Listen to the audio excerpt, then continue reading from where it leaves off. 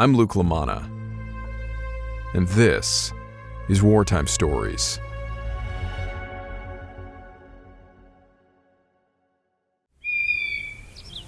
Modern times may have quelled the superstitious fears that many native people once held, always cautious of certain creatures, always on the lookout for skinwalkers. But it was once, if not still is, a very real fear. Navajo parents would warn their children that skinwalkers could look like anyone else during the day, then at night transforming into creatures with glowing eyes. Skinwalkers appear during the day too, they said, waiting and watching for their victims. They could run like the wind and easily track down a person. One Arizona Navajo man tells us a story that took place about 100 years ago. This man's name is Art Tracy Jr., and his story was published by fellow natives from the Ponca and Tongva tribes in a book they subtitled Chilling American Indian Stories. As his mother relayed the story to him, in the 1920s or 30s, there was a Navajo man working as a ranch hand for a wealthier Navajo landowner somewhere around the western part of the Navajo reservation in Tuba City, Arizona. One day, he decided to ask his employer for a few days of leave to go and visit his family where they lived in New Mexico. Riding horseback through desert canyons, mesas, and open range, he eventually stopped along his route to rest for a while. While paused, staring out at the desert expanse around him, he suddenly spotted an old, mangy coyote sitting on top of a hill not too far away. The man pulled out his rifle, took aim, and fired, watching the coyote drop to the ground. He then walked over to inspect his kill. Reaching the top of the hill, he was shocked to find not the body of a coyote, but a young Navajo man with long hair. At least, part of a young man. And he was dead. The top half of his body was human, the skin painted with designs, and his lower half that of an animal, covered in the fur of a coyote. Now horrified, the man who shot him looked around, wondering what to do. Spotting a deep crevice along the canyon's edge, he dragged the creature's body to the cliff and hurled it over the edge. His fear growing, he then mounted back up and rode his horse near to death, riding even past nightfall, trying to put as much distance between himself, the creature, and the place where he'd killed it. Finally crossing the Chuska Mountains, he reached his relative's home just past Shiprock, New Mexico. After recounting his story to them, they too experienced an unnatural fear. "You must never go back to your employer," they told him. "You have to stay here. The relatives of the Skinwalker will be looking for answers, and they'll be out looking for you."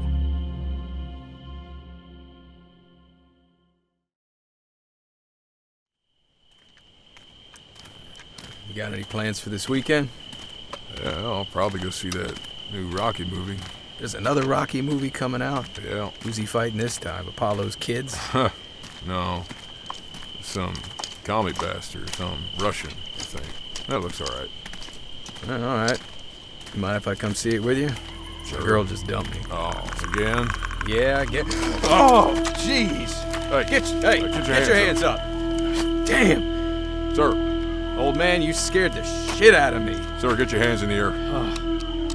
Get your hands up. Do you have any idea where you're at right now, old man? I think there's something wrong with him. Either he's deaf or he's got some sort of mental problem. Sir, get your hands in the air. Hey, go ahead and call this in. Yeah, let me get it. HQ, this is Rover 1. Come in, over. HQ, this is Rover 1. The following account was submitted to the curators of the Paranormal Scholar website by Stacy C.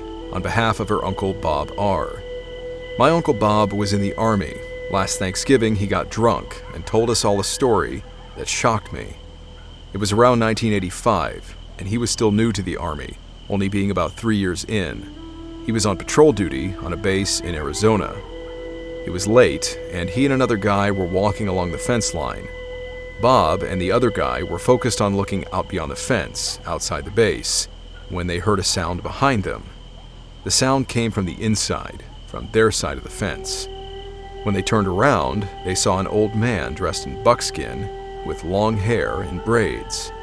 Bob described it as being so gray that it almost glowed in the moonlight. The man was standing approximately 30 feet behind them. Both men drew their weapons, as the old man was in a restricted area with warning signs all over the place. They could have shot him if they'd wanted to, but neither my Uncle Bob nor his buddy wanted to shoot an old man. They figured that he must have Alzheimer's and had wandered into the base or something. After all, he wasn't threatening them, and he appeared harmless. The men shouted to the old man, telling him he was in a restricted area and that he needed to put his hands in the air.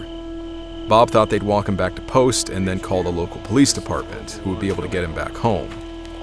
Bob tried to call in a report, but it was just static. Asking his friend to help, both he and Bob turned to tinker with the radio. Although they only looked away for half a second, to quote my uncle, when they turned back, the old man was gone. In his place was a massive rabbit, just sitting there, watching them. That's what he said, that when he and his partner looked back up, the man had disappeared, and there was this large rabbit sitting in his place. Both men looked around, right to left, and back again to see where the old man had wandered off to, but he was nowhere to be seen. In that time, the rabbit took off towards the fence. Then again, they heard a noise behind them, and when they turned around, the same as last time, the old man was there. This time, however, he was now on the outside of the fence. The fence was a good 8 to 10 feet tall. There was no way this old man could have jumped it. To hell with this. Bob described how that sent him and his buddy off running, and they agreed not to tell their commander. Keep in mind that my uncle was drunk, but despite over 30 years having passed since that night, he still looked scared as hell when he told us that he had seen a Skinwalker.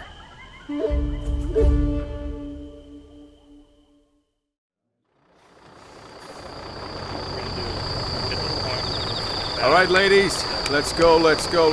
Hurry up and plot your points. The faster you get out there, the faster you're going to get done. Unless you're not prior enlisted, then there's not really much hope for you. Officers are notoriously bad at land nav. I want to share an experience I had while training with my National Guard unit at Fort McCoy, Wisconsin. I moved from enlisted to officer via ROTC and was attached to a unit in my prospective MOS while in the program. I don't really want to give specifics on my service as the community is small enough to identify me to my peers. In 2014, my platoon decided to conduct nighttime land navigation at Fort McCoy from 20:30 to 00:30 in the morning. While the Army is typically all about buddy pairs, night land navigation is one of the few cases we get to do things solo, because the whole point is to check that the individual soldier is qualified to do it without help. So I step off on my plotted route with my compass, my map, and headlamp in hand.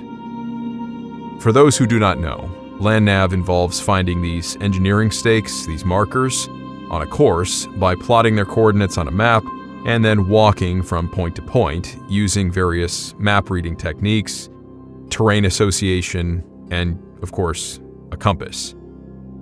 At night, this is typically done without light as much as possible. When light is used, your flashlight, it's a red lens. This minimizes the impact on our night vision. Ostensibly, these methods also keep you concealed in a tactical environment, if you were actually doing this in a real combat scenario, along with practicing noise discipline, so it's all part of the training. So I was moving through the woods while making a token effort to be difficult to spot or hear. The woodland I was in was part of a larger forest system, but was frequently traveled. That night we had some 15 soldiers clomping around in the woods. My source of light was a headlamp that toggled between a red and white light.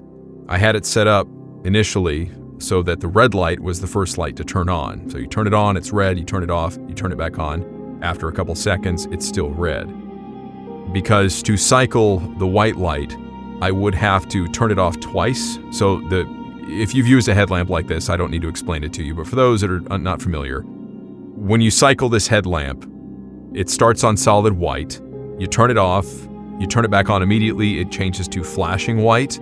You turn it off immediately, right back on, solid red, off again, back on again, flashing red, and then off. And then if you turn it back on, it's back on solid white.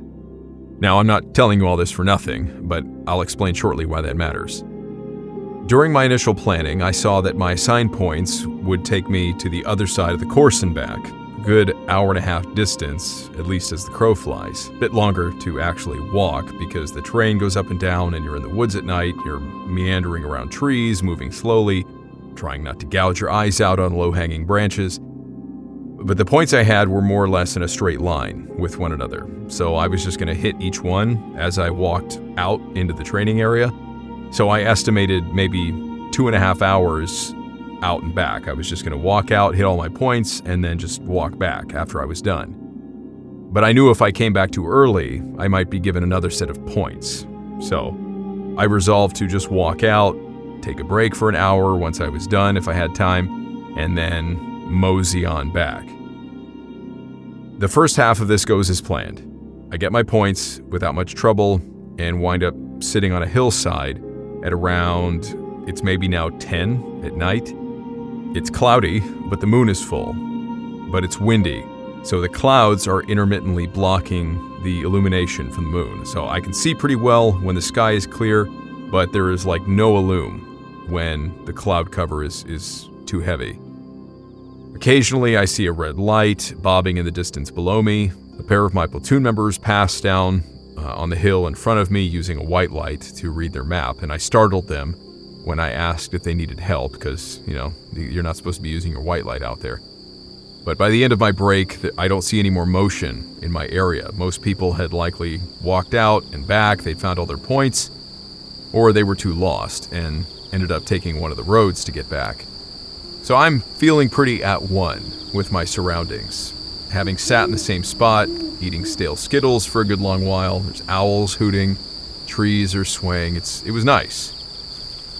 I trot down this hill, and I step through some brush, and I'm now in a clearing where this prairie land intersects with forest.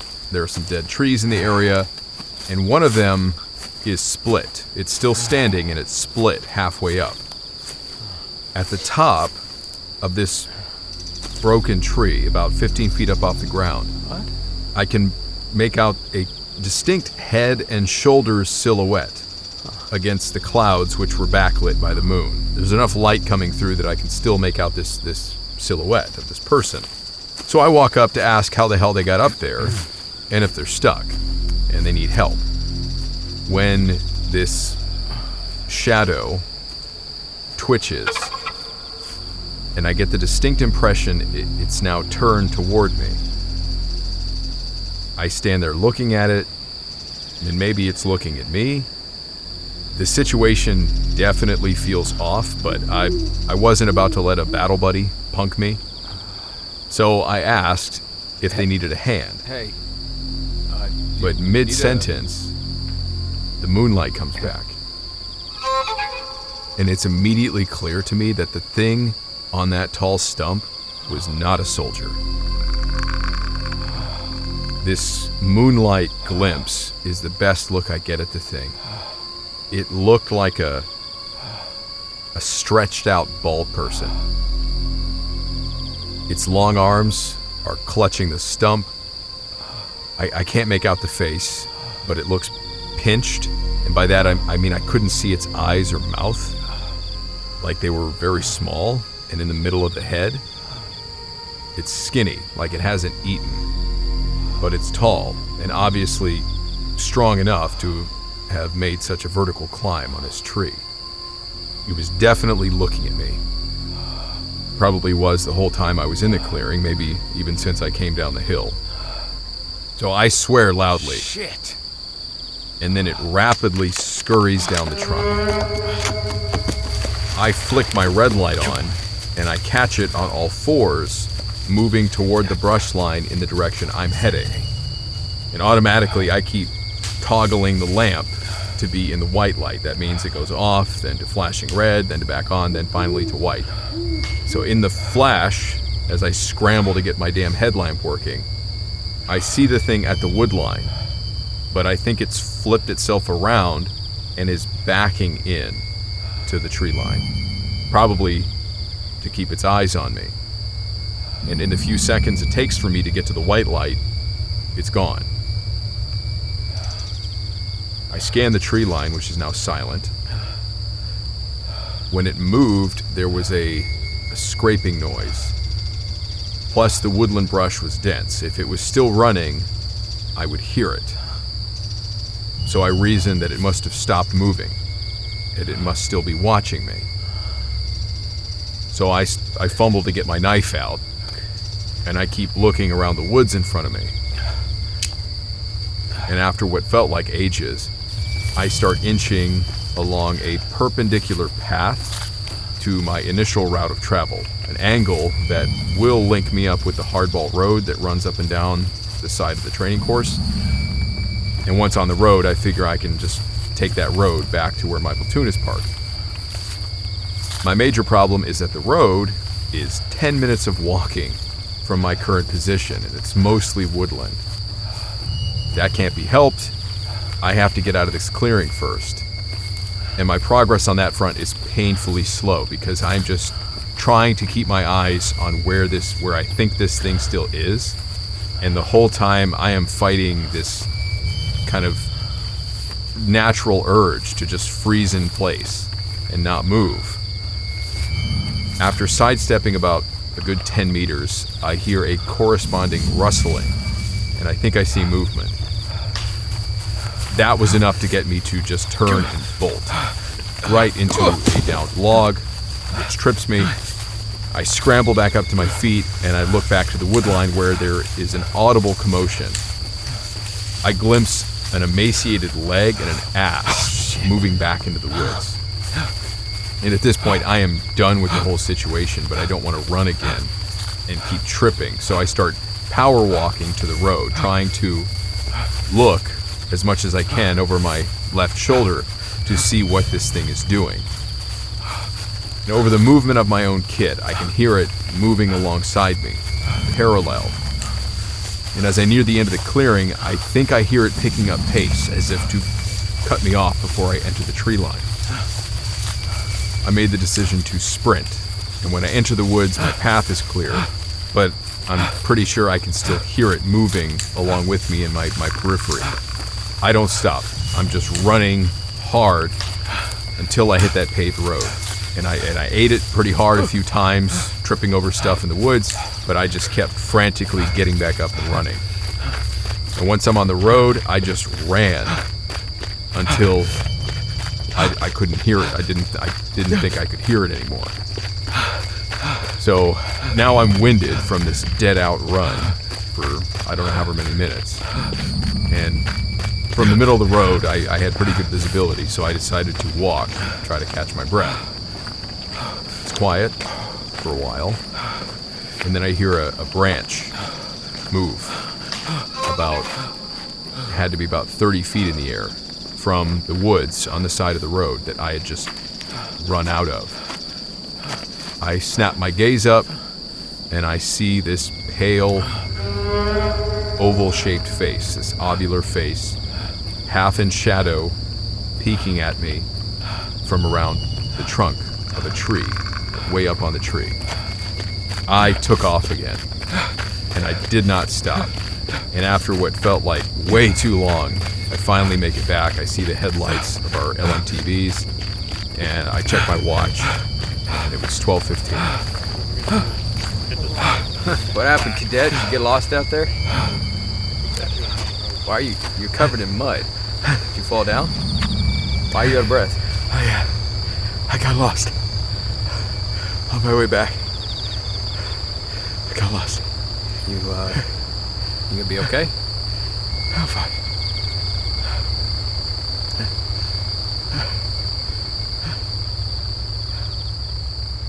I knew better than to tell them that I saw what I saw. A monster, basically. In the years since drilling at FMC, I have never experienced anything like that again. McCoy does not have a history of disappearances, as far as I know. Neither do the two closest towns, Sparta and Toma. I've done nightland navigation alone a few times since without issue. But this is less from courage, and more from me just deciding to think that, maybe I just misinterpreted the situation and what I was seeing. But then again, maybe the world is weirder than I previously thought.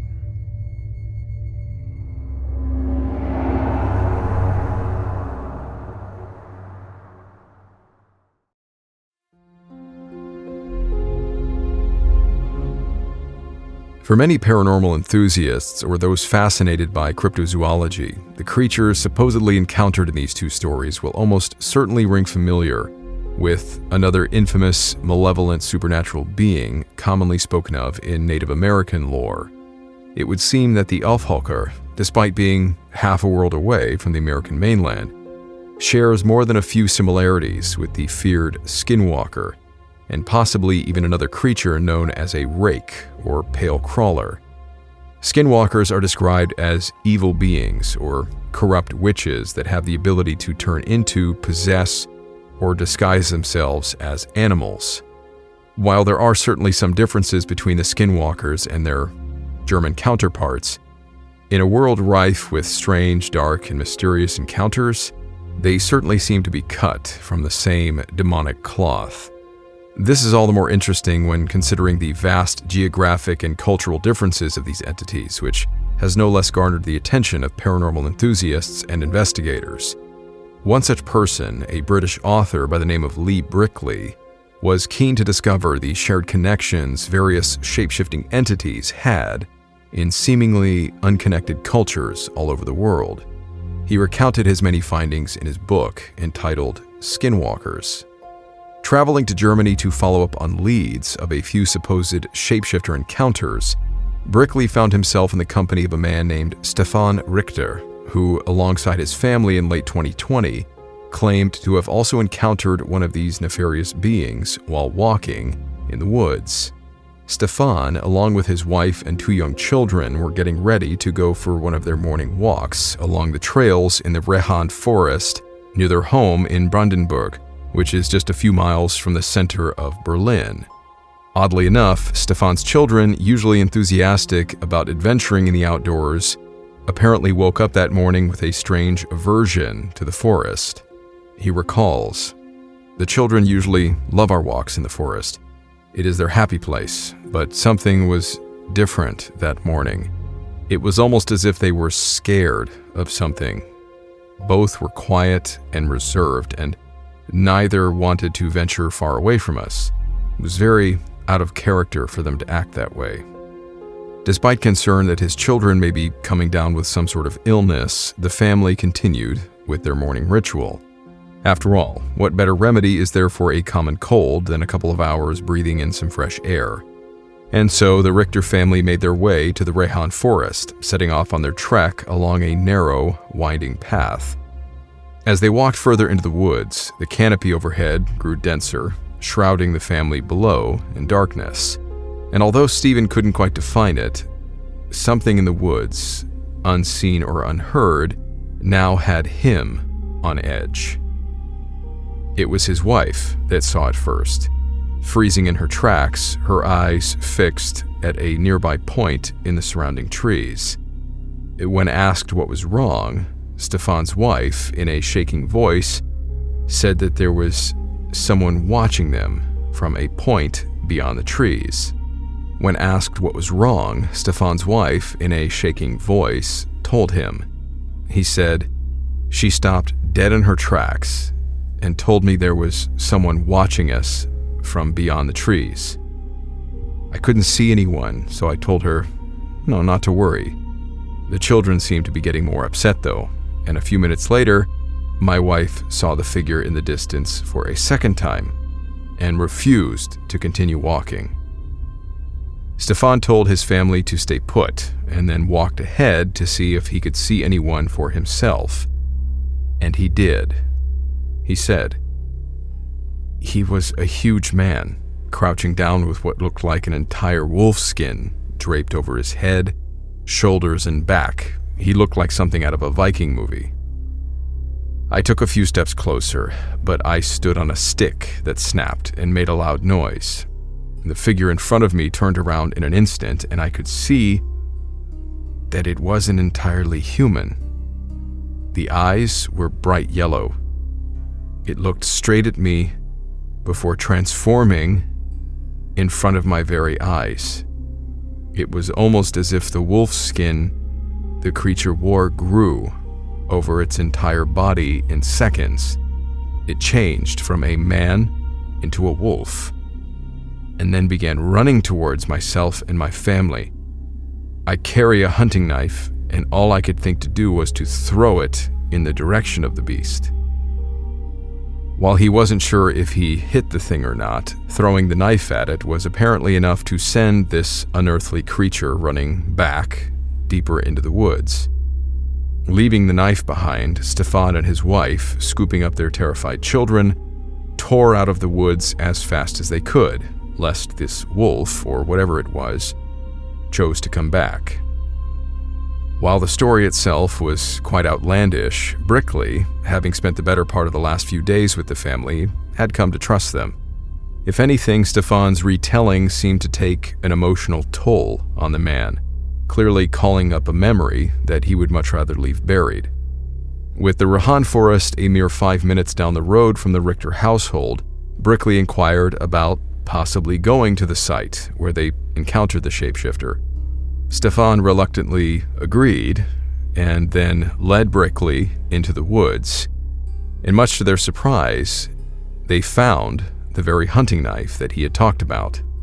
And chillingly, its blade was covered in the unmistakable stain of dried blood. Realizing that they may very well be in the possession of some sort of cryptid DNA, Brickley said that he insisted on finding a local blood lab and having the knife tested. Not realizing at first that they might inadvertently be suspected of murder if the knife was found with human blood, the final results of the blood tests were otherwise just as baffling as they were terrifying. The blood lab technician was confused. According to the private company that had tested the blood samples, the DNA didn't match any animal native to German soil. In fact, it didn't seem to come from any known animal in their extensive database. The closest DNA match, at 96%, was that of the steppe wolf.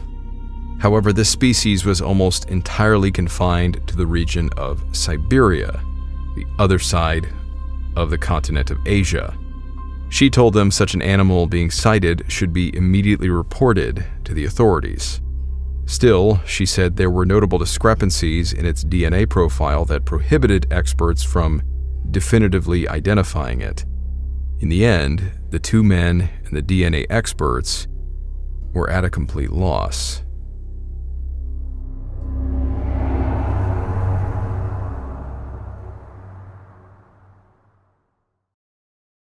I was getting x-rays during my out processing from the Marines a few years ago, and the doctor walks into the room and says he was surprised. Based on my scans, he thought I was in my 50s, and I'm now in my mid-30s. That's what nearly a decade of carrying heavy gear up mountains, jumping out of airplanes and helicopters and hitting the ground a little too hard will do to you. If you spent any time online lately, you've probably heard about Brian Johnson, the Don't Die guy. His whole mission is figuring out how to age better. And one of the things that came out of that work is Blueprint's longevity mix. I've only been using it for a little while, so I'm not going to sit here and pretend like it's working miracles yet. It took years to put this kind of wear and tear on my body, and I'm not expecting anything to undo that overnight. But it also took years to research and develop something like Blueprint, and I'm always looking for things that are going to help me support my health in the long run. Vitamin C, calcium, magnesium, creatine, taurine, glycine, lysine, glucosamine, the same kind of ingredients that Blueprint has. I've thrown away more supplement bottles than I care to admit that are half used or not even used because I forgot about them. They got stuck in the back of the cabinet cabinet, whatever. That's what I like about this. It's not a big cabinet full of pills. It is just one bag, one scoop in the morning, put it into water, and you're done. Brian Johnson is known for tracking his health data, publishing it publicly, and building everything around that data. That's the same approach behind Blueprint. It brings all of those ingredients together in one scoop that's designed to support energy, focus, sleep, cellular resistance, and healthy aging. It's also third-party tested for purity and toxins like heavy metals, and Blueprint publishes those results on its website. Science-backed, precision dose, no BS. For limited time only, new customers get 20% off plus free shipping at blueprint.brianjohnson.com by using code WartimeStories at checkout. That's code WartimeStories at blueprint.brianjohnson.com for 20% off. After you purchase, they will ask you where you heard about them. Please support our show and tell them who sent you.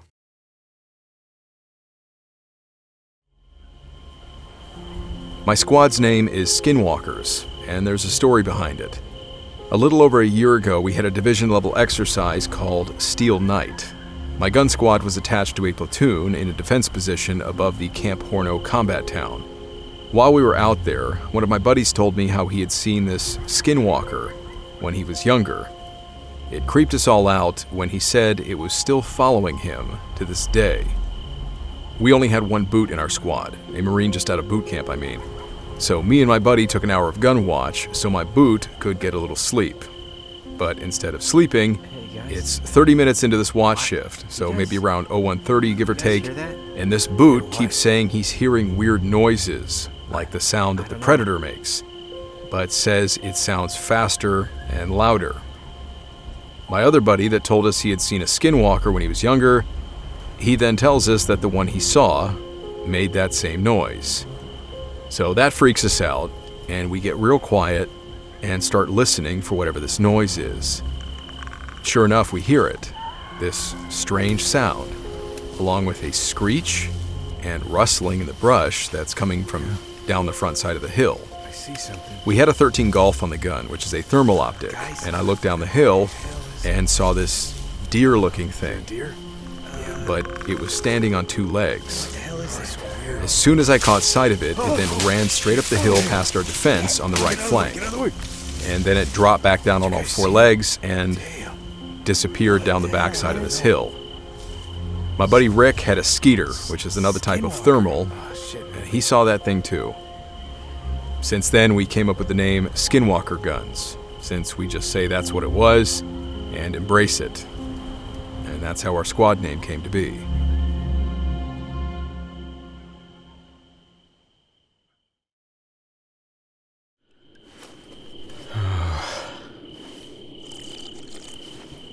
Tower 4, come in. You still awake up there? Over. Yep, still here. All quiet on the Western Front. Maybe a little too quiet. Over. Interrogative. What do you mean? Over. No, just... it's dead quiet. No dogs. Nothing. Solid copy.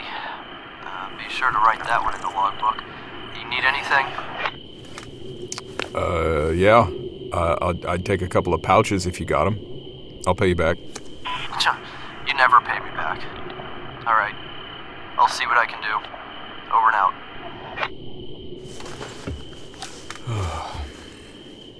Well, this sucks. Oh, what the hell is... Whoa! What the...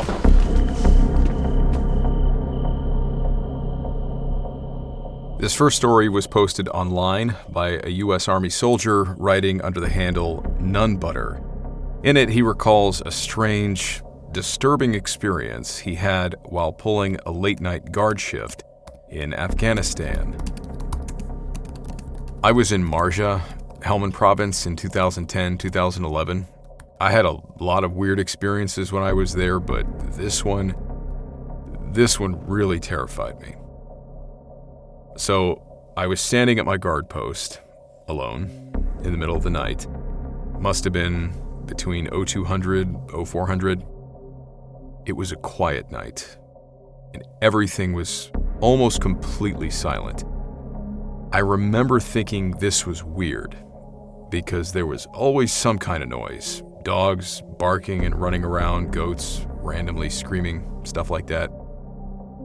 My post was isolated at the northeast corner of our FOB, forward operating base, a good 100+ yards away from the nearest post. It was built on top of the mud wall that surrounded the compound, and it was enclosed like a treehouse. We built a sturdy roof on it so guys could climb up on top and get a good view of the area if they needed to. The post itself must have been 15 feet high in total, and connected to the guard post was a mud hut which housed a few of the local Afghan security guards. So I was standing there chugging rippets and contemplating my life choices when all of a sudden I heard something running along the wall behind me outside of the post, like on top of the wall, which was only about a foot thick. It should have been impossible for a man to run on top of it.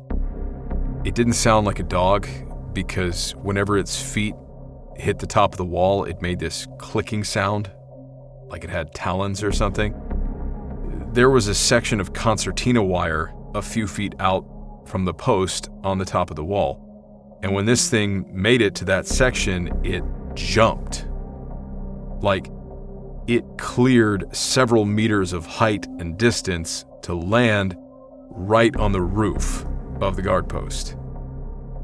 This thing then started stomping its feet right above my head, like it was messing with me. It sounded like a full-grown man was up there jumping around, trying to create as much noise as possible. Immediately after that, it sprinted full speed and leapt onto the roof of the mud hut that the Afghan security guards were sleeping in before then bounding off into the darkness. All of this happened so fast, and I didn't see it. I just heard it and felt its presence. I was obviously freaking out. I hopped on the 240 Bravo and swung it all over the place, trying to pick up whatever this thing was on the thermal sights, but the country around us was completely cold and empty. I couldn't see it anywhere. There was no way it was a human. And it couldn't have been an animal. The way it moved was unlike anything I'd ever heard about or seen in that part of Afghanistan. When it was on top of the post, it was like a large man was stomping his feet. But the way it jumped and moved along the wall meant that it had to be small and nimble. I don't know how to explain it. I've never told this story to anyone, but it was probably the most scared I've ever been in my life.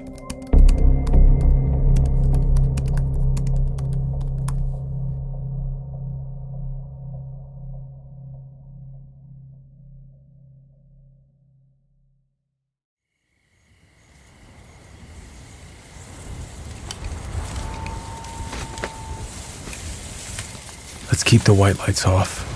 I don't want to give away our position too early. Roger that. Hold up. Where's that coming from? Sounded like it was over there. 2 o'clock. Tree line. Might be a deer. If it's the sniper team, they are sloppy. Yeah, I'm not seeing anything on the nods. Switching to thermal. There it is. You see it? Yeah. Is that a person? What the hell is that? He's standing up. Sergeant, are we sure that's... Whoa! Wait. Where'd he go? Well, don't just stand there. Move. Let's go. Yeah, Sergeant. I'm not sure if you've had anyone in Germany see weird stuff, but this is my story. A few years ago, deep in the forests of the Grafenwohr training area in Germany, members of our recon and sniper teams were conducting a nighttime training exercise. The objective was straightforward. One team would set up a hidden surveillance site, and hours later, around 0100, 0300, Another team would try to locate them.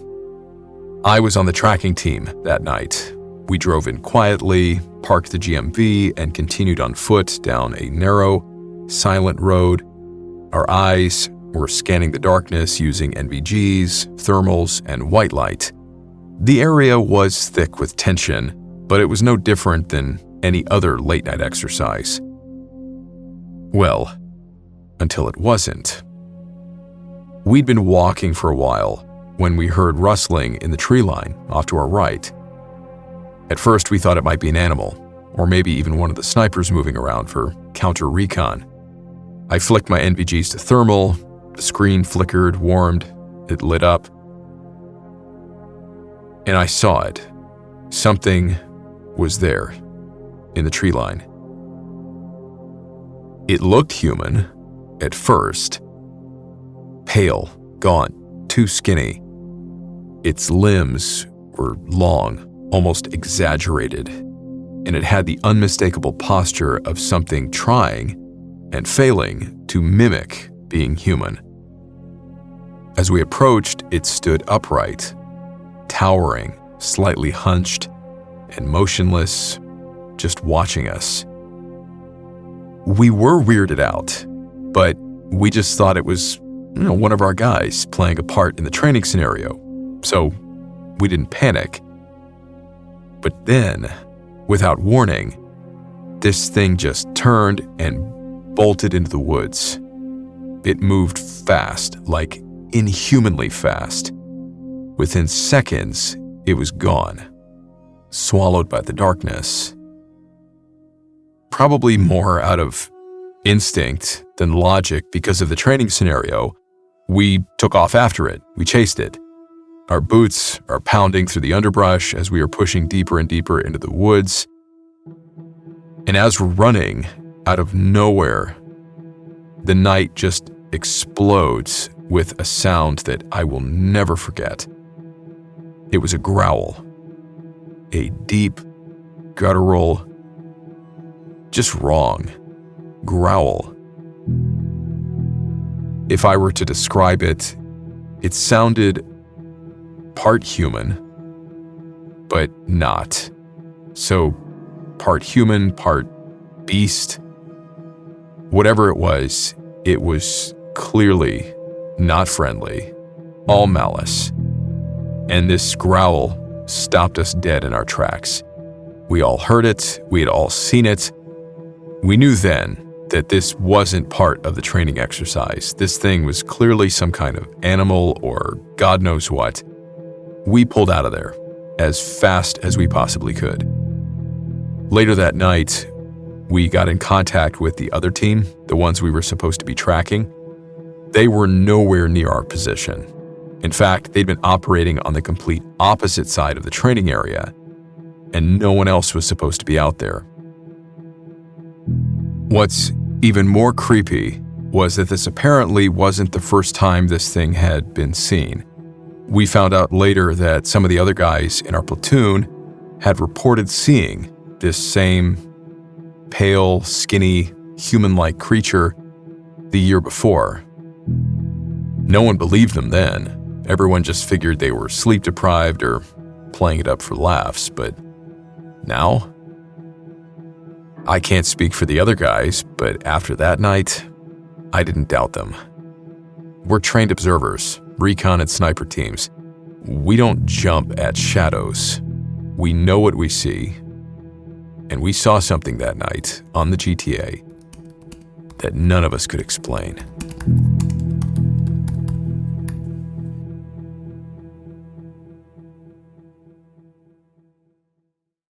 Tries to break right towards the nose of the plane and not jump. So Jumpmaster sees him going right and says, nope. He reaches up, he grabs the overhead, and then donkey kicks his ass right out the door. Dude, I got out right after him, and he is screaming.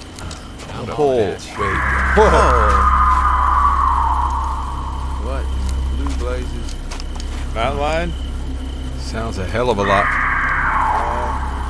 more like a woman. This happened during the 2021 Dixie Fire in North Cal. My lieutenant, our driver, PFC Bravo, and myself were driving around, making the rounds, and checking on all our guys out at their checkpoints. We got to one where our guys were blocking a road, and they had one of those generator lights. So we stopped for a bit, and we're all just standing around talking and making conversation, when we started hearing a woman screaming. It startled the hell out of all 6 of us. My LT and I ready up our weapons as we take a few steps towards the wood line. We had been told that if we hear a woman screaming, it's usually a mountain lion attacking a deer or something like that, but this sounded close. And honestly, it just sounded too much like a woman screaming. So my LT yells out, "Hello?" And I shit you not, in his same exact voice, we hear back, "Hello?" What the hell? Everybody back in the trucks. This wasn't an echo at all. It came clear as day from the direction we heard the screaming, and it was his exact voice. We all immediately said, "Screw that." My crew and I got back in the truck and noped the hell out of there after telling Specialist Sierra and his crew to stay in the truck and to combat lock all their doors. Pretty sure a Skinwalker was out there trying to get one of us. Creepy as hell.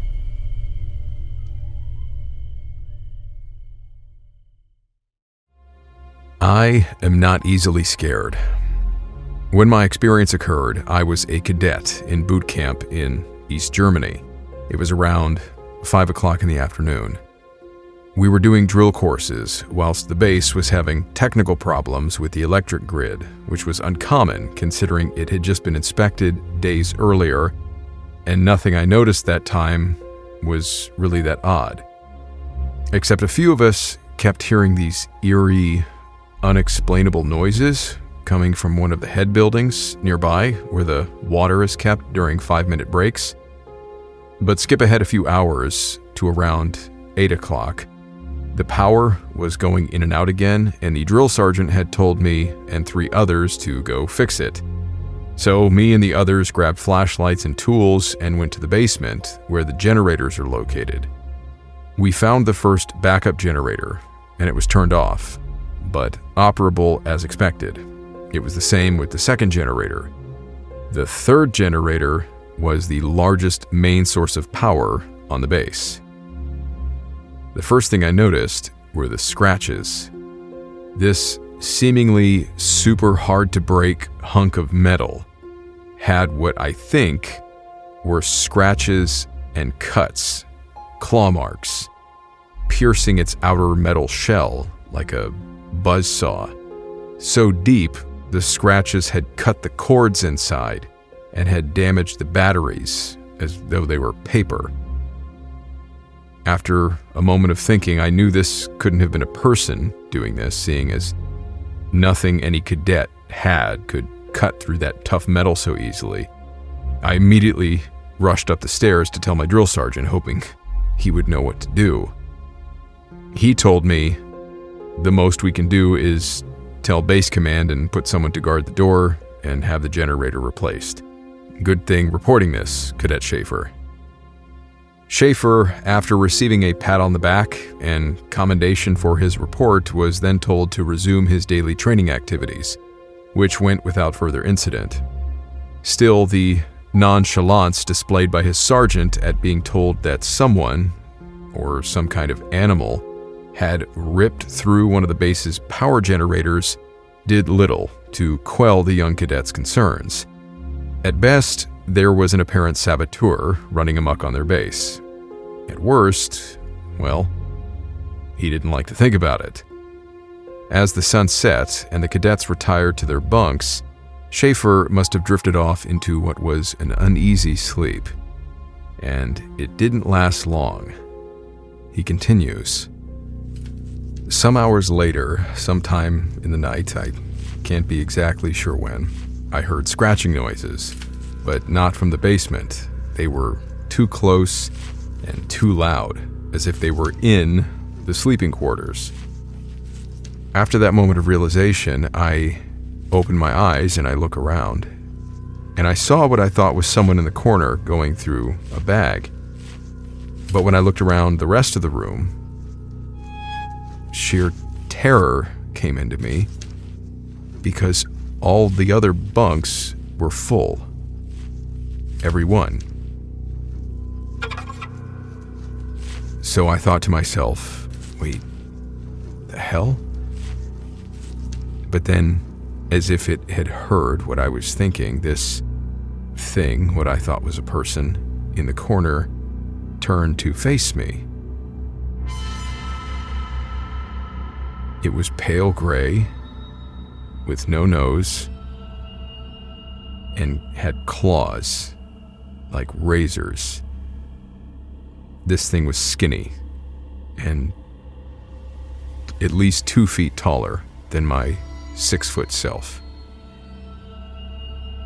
After that, I just froze in a blank stare of horror, and in my mind, seconds turned to minutes, minutes to hours, and hours turned into what felt like days. Ultimately, I think I passed out in terror, because all I remember after that is waking up to my buddies and Sergeant looking at me while talking to me, telling me I looked sick. And I felt sick too, like all energy from me was drained for days on end. I swear, during my entire military career, I have never been so afraid since that night.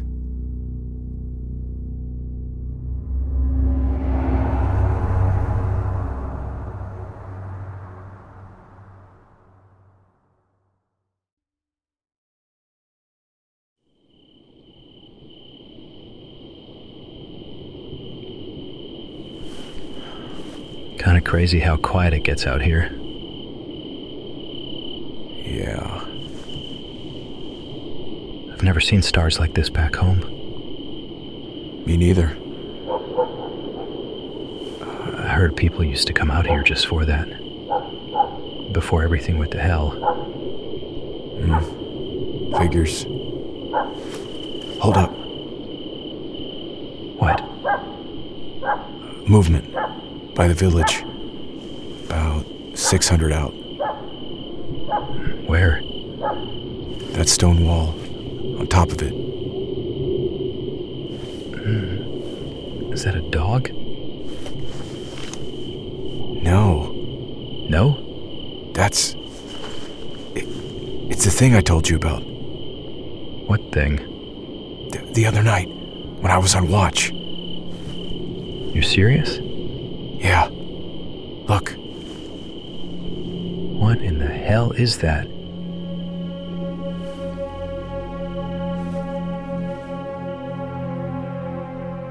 This next story was first posted to an online message board by a soldier under the handle D. Swoozy. In it, he shares a very strange story told to him by one of his drill instructors who served in Afghanistan. He writes, "One of my drill sergeants has a creepy story from one of his Afghan deployments. He was infantry, so being in the field or out on missions for days or even weeks at a time wasn't uncommon. One night, while sleeping in a fighting position, he felt something nibbling at his feet. Startled, he wakes up and attempts to kick off whatever this thing was. I'm sure he thought it was like a wild dog or maybe even one of those camel spiders that are known to come out at night. But it wasn't either of those things. He said that what he saw wasn't an animal, but a little humanoid figure that he could only describe as looking just like Gollum from Lord of the Rings, which then darted off into the night as soon as he saw it. My instructor was a very level-headed, rational guy. He said he'd been in the field for a long time by that point and was running on very little sleep, so he just chalked it up to being some kind of hallucination brought on by exhaustion. But what happened a few nights later would change his opinion on that. A couple days later, he and another guy were on watch. My drill sergeant's buddy starts pointing to a stone wall in the near distance and said something like, "What the hell is that?" My drill sergeant looked through his optics and, crawling across the top of the stone wall, was the exact little humanoid creature he had encountered a few nights before.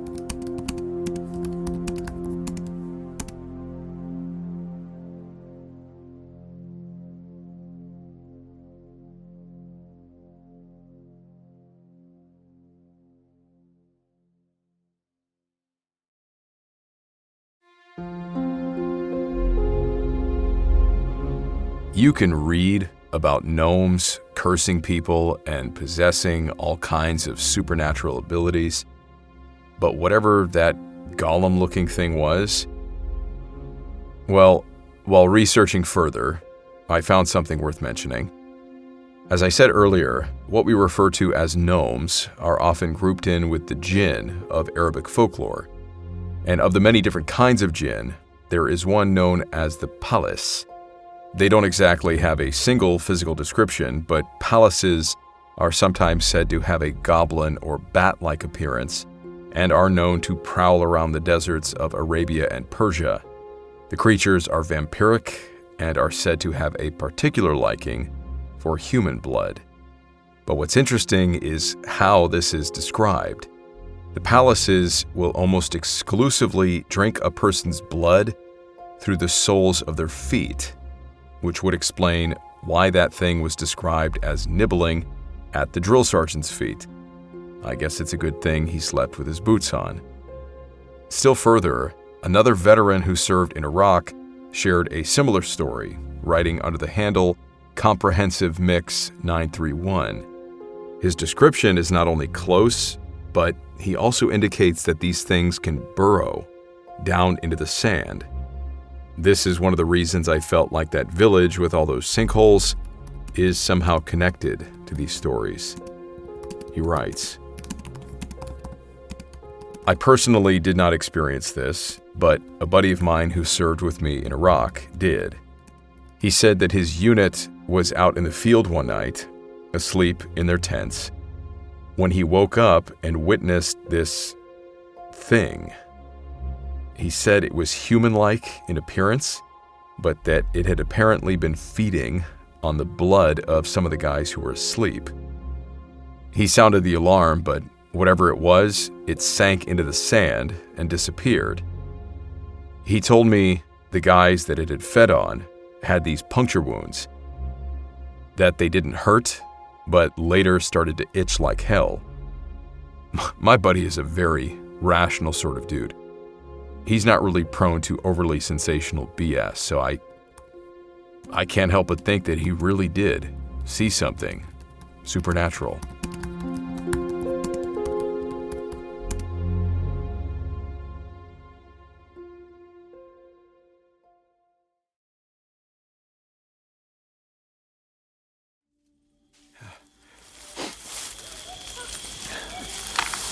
Oh, hold up. What's up? Something moving. Over there by the river. All right, weapons up. Let's check it out. The series of events leading up to Thomas's encounter in the 1970s would begin during his overseas deployment to Vietnam. According to Thomas, who felt he was still under obligation not to disclose any specific details, his Army unit was, around that time, deployed on a covert assignment. Considering the timeline, it is possible that Thomas was serving alongside other special operations forces in the jungles of Laos or Cambodia during the cross-border conflicts in Vietnam. But again, the specific details of his service were omitted. What we do know is that while operating in an undisclosed country, his team was hit by some kind of chemical weapons attack by enemy forces. Thomas would fortunately survive, but not without severe injury. His lungs were permanently scarred. After being extracted, he was rushed to the nearest hospital, where he spent the next month undergoing treatment. But with the available care being insufficient, the Army cut Thomas's deployment short, sending him and several other wounded men back to the U.S. in order to receive more specialized medical care. Thomas would return to his home state of Indiana, enjoying some much-needed rest and recuperation, in between the numerous hospital treatments that were slowly beginning to mend his lungs. Then, about 5 years later, Thomas was invited to partake in an experimental medical trial based out of Deming, New Mexico, along with 16 other men suffering from similar conditions. Having nothing to lose, Thomas gladly accepted the offer. Once he arrived at the treatment center, Thomas started to get acquainted with the 16 other patients who would also be partaking in the many experimental procedures and exercise programs over the following weeks. Much to his surprise, within the group of men, a familiar face caught Thomas's attention. It was his friend and old army buddy, Dave Longglass. The two men smiled and, slapping one another on the back, immediately gave each other a big bear hug. During their time in service, Thomas said he and Dave were inseparable, serving together in the same unit for 8 years, including 2 overseas deployments. It was during the second one that the duo were both hit by the chemical attack. With both of them suffering lung damage, they hadn't seen each other since the Army had shipped them both back home for treatment, Thomas to Indiana and Dave to Navajo country in New Mexico. Fighting in a war together bridges a lot of gaps. With Thomas being white and Dave being a Navajo, their differences in culture certainly had no impact on their friendship. The two men were more akin to brothers, their service together in the Army uniting them on a far deeper level than anything else could. Now finding themselves in another unfamiliar environment, it was comforting to know they would once again have each other's backs as they began this new experimental treatment.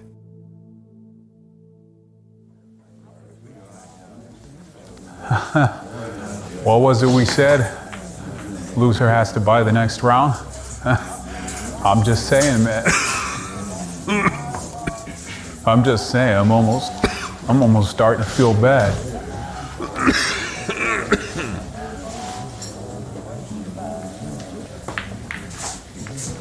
Ah, crap. Well. You cleaned everybody out at the card table, but looks like I might finally have the upper hand. Maybe I can finally win my money back. Yeah, thanks again. I think all those paychecks you guys lost to put the down payment on my house. Too bad I seem to spend more time at the damned VA hospital. Oh, man. The wait times are insane. I'm not even sure why they flew us back here. But, hey, Tommy. I'm glad you're here for this whole treatment thing.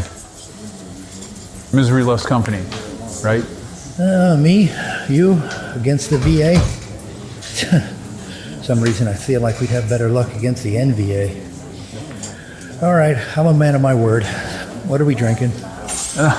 Another beer for me. Thanks. Hey, Rick. Is that you, man? Are you sitting by yourself?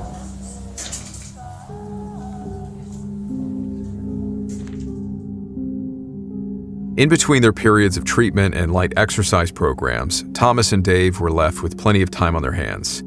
With their evenings free and 5 years of lost time to catch up on, they bounced around Deming's local bars and pool halls, swapping stories from their time in the Army and everything else that had happened since they'd been separated.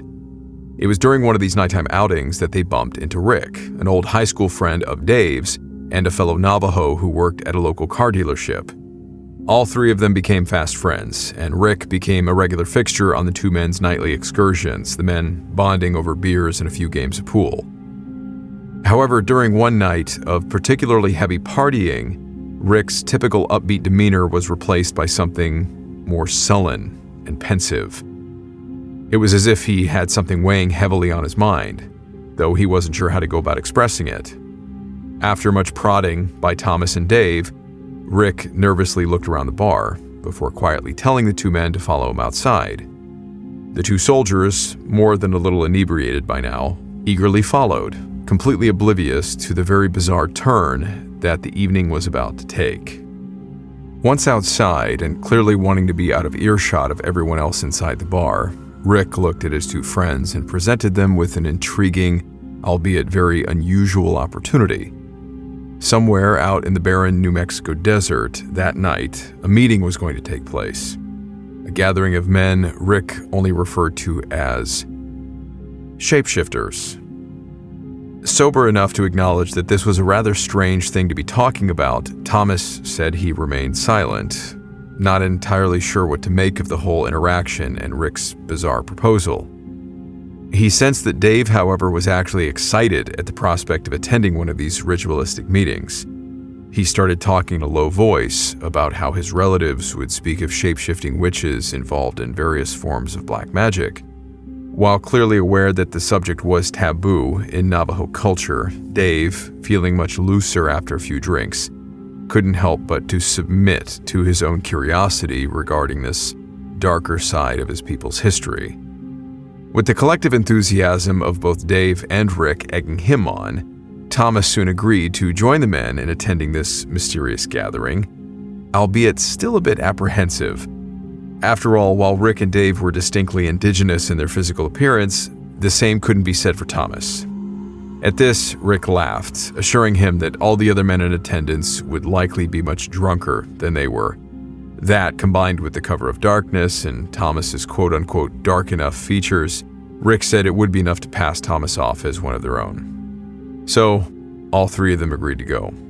Shaking hands, Rick then got serious for a moment and made the two men solemnly swear to never reveal the details of what they were about to witness. After Thomas and Dave agreed, they piled into Rick's truck and drove off into the barren expanse of the New Mexico desert.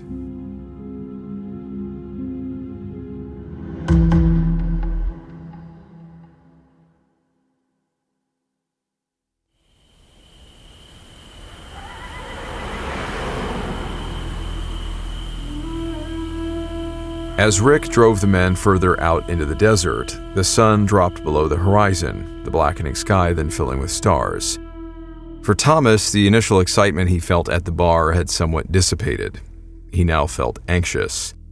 What exactly had the two men gotten themselves into? What kind of weird setup was this? Were they really heading to meet with a secretive league of shape-shifting Navajo witches? That was almost certainly too outlandish to be true. But if not, then who or what were they on their way to meet? A bunch of strange men out in the desert, so deep in the bottle that they've convinced themselves of having magical abilities? It didn't help that Rick himself had become eerily silent over the last few miles, his eyes now sullen and remaining locked on the road ahead, which was bathed in the truck's headlights. Thomas grabbed a bottle of whiskey Rick kept in the truck to stymie his growing sense of unease. He took a few swigs, and it seemed to help. After what must have been at least a 30-mile drive into the middle of nowhere, the paved road they were on gave way onto a dirt trail. It didn't look very worn, like it was hardly ever driven on. There was a dullish red glow in the distance, a bonfire. Thomas knew they must be getting close. Still a short distance away from the bonfire, Rick was flagged down by one of the secretive group's members holding a flashlight. Rick then pulled his truck alongside several other vehicles in a sort of parking area. After exiting their vehicle, Rick, Dave, and Thomas began walking towards the nearby bonfire before being approached by the same Navajo man with the flashlight. Thomas couldn't help but notice that the man was armed, cradling a shotgun as he shined his light across their faces. Recognizing Rick, he nodded and told the men to proceed towards the fire. After a short walk, the trio arrived to find a sizable group of Navajo men surrounding a roaring bonfire, all of them drinking, talking, and laughing amongst themselves. It wasn't entirely unlike anything the two soldiers had experienced during their own get-togethers, which put them a little more at ease in the unfamiliar environment. That was until two other Navajo men, both of them carrying guns, approached Dave and Thomas and started asking them a series of questions. Who were they? How did they know Rick? What were they doing there? Thomas and Dave answered honestly, which seemed to satisfy the men, who then permitted them to take their spot around the fire, after issuing one final warning. If either of them was to disclose anything they were about to see to anyone that wasn't gathered around the flames, they would be met with a painful death. Thomas and Dave stared at them in silence, waiting for the punchline. But despite the party-like atmosphere going on around them, the faces of these two Navajo men were deadly serious. However many red flags they'd already seen, Thomas said this really just made both of them even more curious. They agreed to the terms and went to join the others. But nothing could have prepared them for what they then witnessed. The heavy drinking I'd been doing had surely clouded my senses, but the ceremony seemed to be well regulated, as certain chants and words were spoken by the host and quickly repeated by those in attendance, so this must have been a regular occurrence. Obviously, following a pre-planned regimen, Rick was called on by the moderator and he stepped into the center of the circle.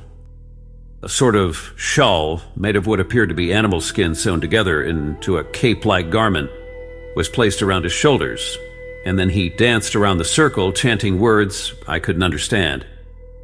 Rick had explained that their tribe's traditional guardians of the spiritual world were witches called Ye Naldloshi, which I have since researched to see that they are as much evil witches as they are protectors. I found it hard to understand how the people who must attend these ceremonies can accept or understand all of the significance and mysticism contained within all the chants and dancing.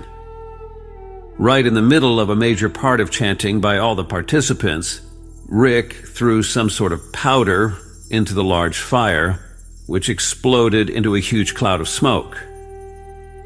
And suddenly there was a large 7-foot creature standing there that looked like a giant feather-covered praying mantis with a wolfish face. And Rick had disappeared. Both Dave and I looked at each other, jaws wide open, and in total bewilderment. Neither of us could speak. We sat for several minutes, watching this creature wildly dancing to the sound of the drums being beaten in rhythm by the attendees, and the scrawny beast came up close to each person around the circle. Neither Dave nor I could see any remote resemblance between this scraggly being and our lost friend Rick. Suddenly, we were both again assaulted with a huge explosion of smoke that completely smothered every one of us, and when it dissipated, there was Rick, still dancing as though he had never left. I never did understand the significance of Rick changing into this other creature, or where he was when it was there. Rick hardly spoke on our drive back to town. It was like he was completely exhausted. And when I tried to ask him about how he changed into a creature that looked nothing like him, he just mumbled, "Later." Dave and I exchanged looks that we both understood to mean we'd let it go for now.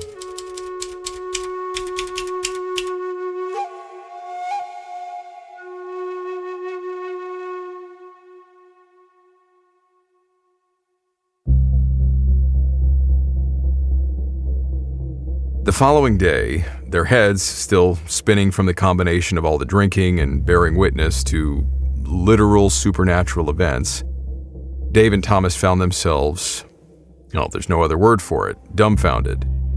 It certainly didn't help that, try as they might, Rick was proving difficult to get a hold of that day. They couldn't find him. Sitting down at a local restaurant, the two men recounted the previous night's events, wondering if perhaps what they saw was merely the result of having too much to drink, some kind of shared hallucination, or maybe they had put something in our drinks, kind of thing.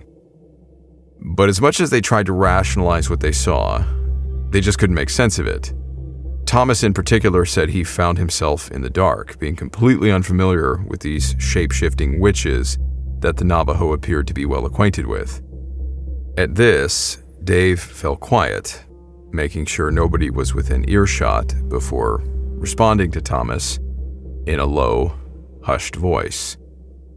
What they had encountered last night, he said, was an entity known as a Skinwalker.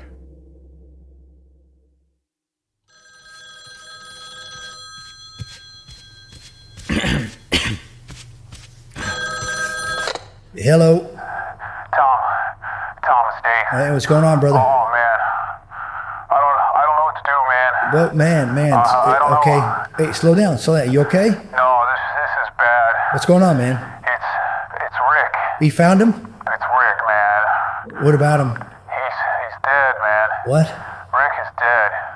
That's. All right. Just. Oh no. I'm coming over.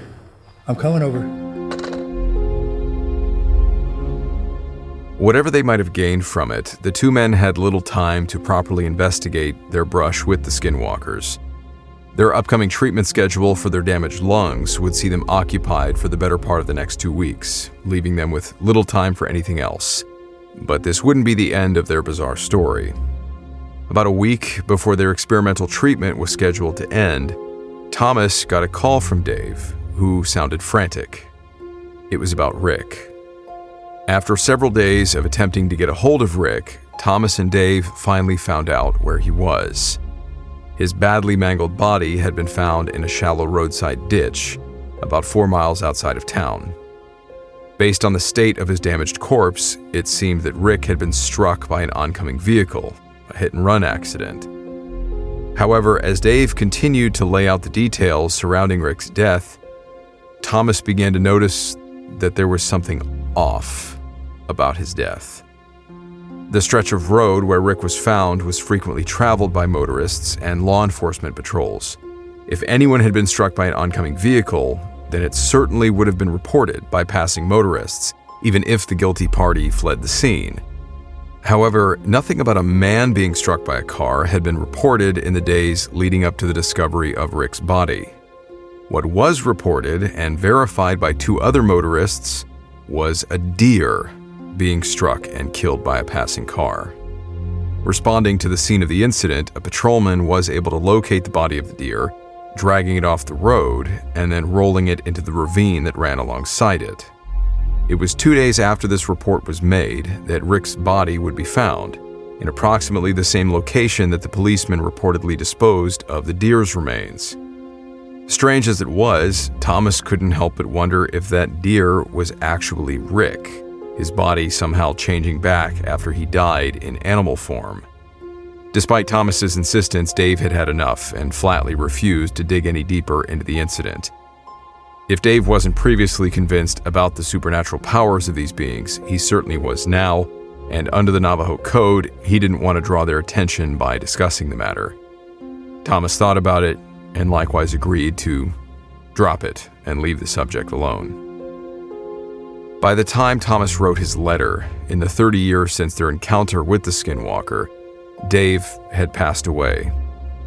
Despite knowing it was taboo, and that he had sworn not to mention it, Thomas said that after all that time, he just felt that he had to share the experience with somebody.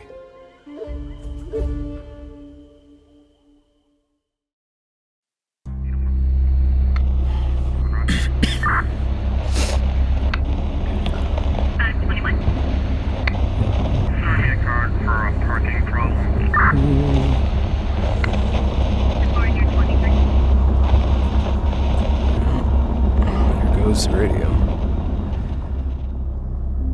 I'm an MP at Quantico, and there's definitely been a couple of weird things I've seen on nights patrolling West Side. So I've been at Quantico for about 2 years as an MP. For those that don't know about Quantico, it's set up with 2 sides. Main side, where everything is, east of Interstate 95, and the appropriately named West Side, where they do TBS, the basic school for officers, and all the ranges. West Side is pretty damn massive. Like, I'm talking it would take 2 to 3 hours to drive around it, and it has all of these unused back roads and old cemeteries from homesteads dotting the landscape. Plenty of forgotten training areas too, dating back to World War II. When I was on night shift, I always asked to be the roving unit out there, because it would give me a chance to scout out places to hunt or fish on my off days, and being the only unit out there and being left alone was pretty nice to just skate or, do my own thing over my 10-hour shift. Now, I'm not a stranger to the woods or to the outdoors or anything. I grew up running around the mountains for quail and deer in Southern California as a kid and spent a ton of nights out camping by myself in my teens. So there's really not much out there in nature that freaks me out. But one night in about November, when the nights get really dark real fast, I was done posting Marines out on the gates and was heading up to a far-off training area. I had my tree stand and trail camera that I'd previously set up and wanted to go take a look to see if anything had been around. To get there, you have to drive about 30 minutes up one road and then another 15 until you hit a long dirt road that dissects that part of the base in half.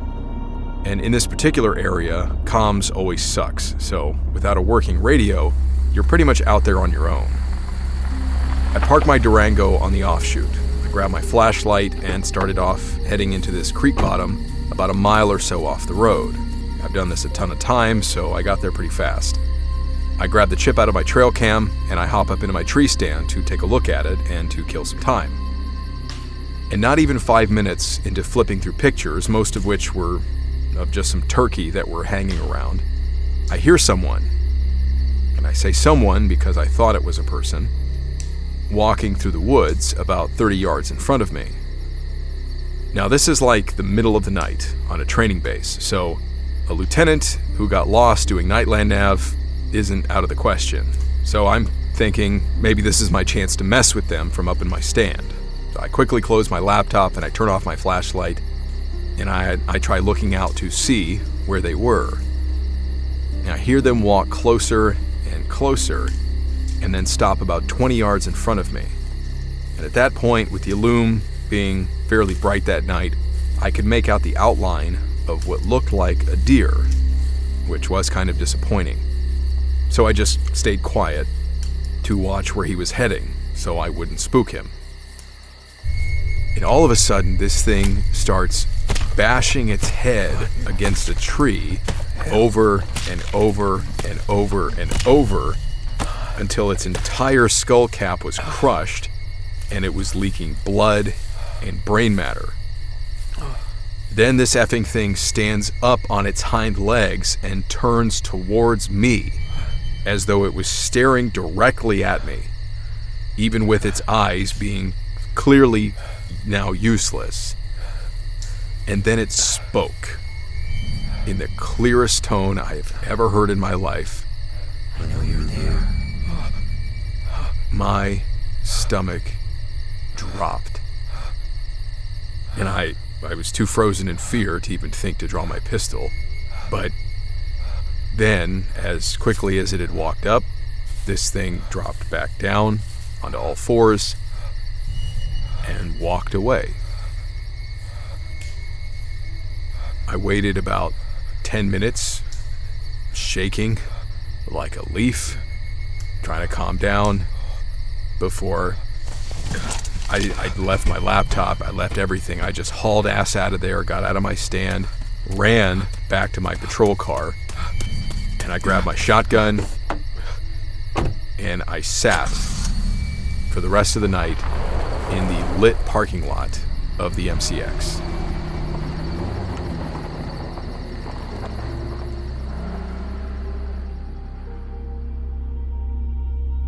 It took about a month before I summoned up the courage to go back, grab my laptop and stuff I'd left there. And I went with a friend who I didn't tell what had happened, but I told him to bring his long gun as well. When I got there, I grabbed my stuff and I looked towards where the thing had been. And the tree was busted up with splinters everywhere and what looked like, the bone fragments and the mess, the blood scattered on the ground. Needless to say, I don't go out checking stuff in the middle of the night anymore. And I hunt on the complete opposite side of the base. And anytime I do need to go by there now, I always take a shotgun in condition 1. I told my Navajo grandpa about this, and he told me not to speak about it, but clearly, I don't listen well. It freaked the hell out of me. Got me so messed up to the point where I don't even like going in the woods anymore.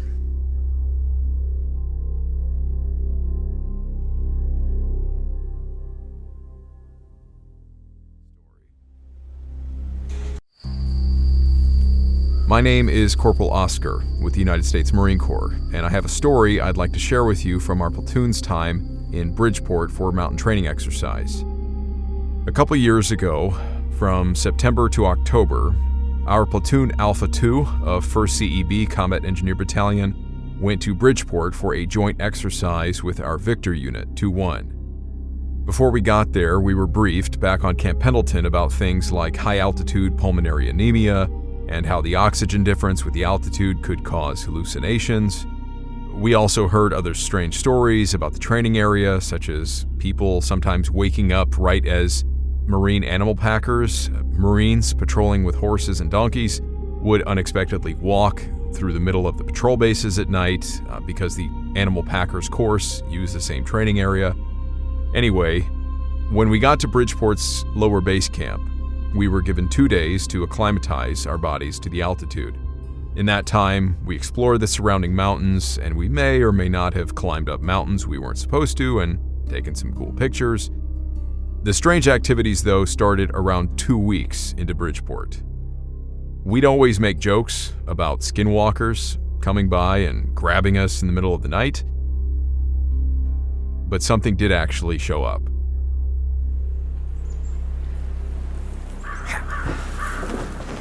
Yo, Rambo, put your damn knife away and help me get these tarps up. All right, but 1, it's a bayonet. And 2, you gotta admit this thing is pretty damn cool. Look at this thing. How much you pay for that thing anyway? $250. Damn, bro. Seriously? Did it come with a Camaro and 29% financing? Whatever, man. This thing is awesome. I mean, it's a classic. Just help me get the damn tarps up, will you? All right. One night during an operation we called the COOL, C-O-O-L, I'm not sure what it stands for, probably Combat Operations, something. We were at Bridgeport's highest landing zone, LZ Owl. We'd set up shelter with our tarps for the night. I should mention this tree we hooked our tarps on was growing up against a large rock face. I was a Lance Corporal at the time. I had with me one other Lance Corporal, engineer, and Lance Corporal Water Dog, a water specialist, and we used large rocks like small boulders and wooden stakes to anchor down our tarps to make a pyramid shape against the tree. So one end of the tarps was attached to the tree, and it was like a lean-to kind of built around the entire perimeter of this tree, so any water would roll off and keep our gear and us dry underneath. Another thing of note, the water dog we had with us would often be messing around with his rifle because he had a bayonet with him, and he'd stick it on the end of his rifle. He liked playing with it, he liked showing it off. So once night came and the freezing snow started falling, we went under our tarps and into our sleeping bags. This was around 9 p.m.